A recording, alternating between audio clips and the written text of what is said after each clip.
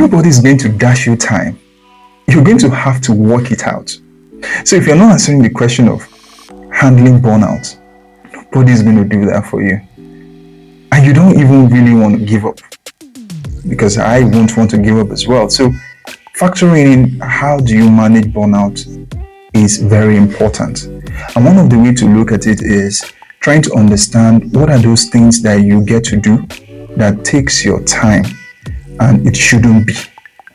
One of the ways to manage burnout is trying to understand the fat, those things around the clock that you get to do that takes some of your time. Now, don't get it twisted. Spending time with family is not a waste of time. Seeing some movies sometimes is not a waste of time. Having some rest is not a waste of time.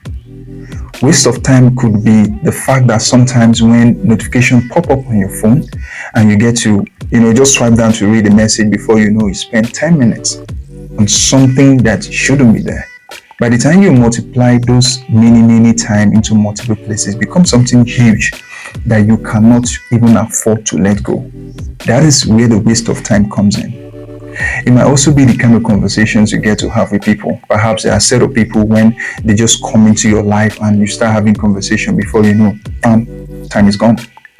So you need to understand some things that you do that takes a lot of your time, then which introduce procrastination into your life. Once you figure out those things, and of course you're able to manage it properly, then you are able to manage burnout and also try to avoid tasks that can either be staged into something. So don't overtake tasks. It's not about really pleasing people. It's about being efficient and being truthful to yourself.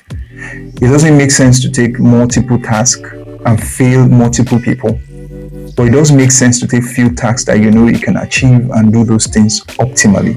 Let people know you for the quality rather than the quantity. Finally, something you need to really answer and figure out is, how do you come back on track?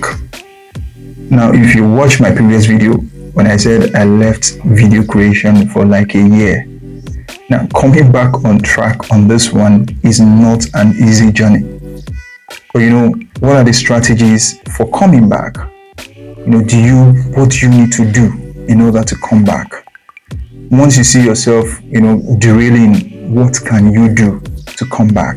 Those are questions you need to ask, and you must answer this question. Otherwise, you won't be part of the 19% of people who get to see their least true.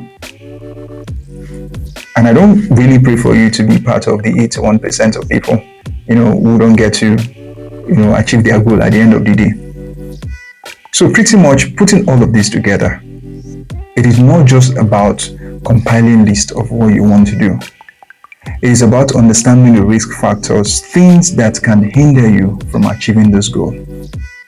By the time you put all those things into consideration and you're able to put those things on paper, you're able to think them through. By the time those things play out in your natural life, you then have a blueprint, you have a playbook to navigate through the situation. Remember, some of these circumstances come spontaneously. And if you're not ready for them, you're likely to, you don't want to be led by circumstances. You want to lead the circumstance. You want to be in charge. And the only way to be in charge is understanding some of these risk factors involved.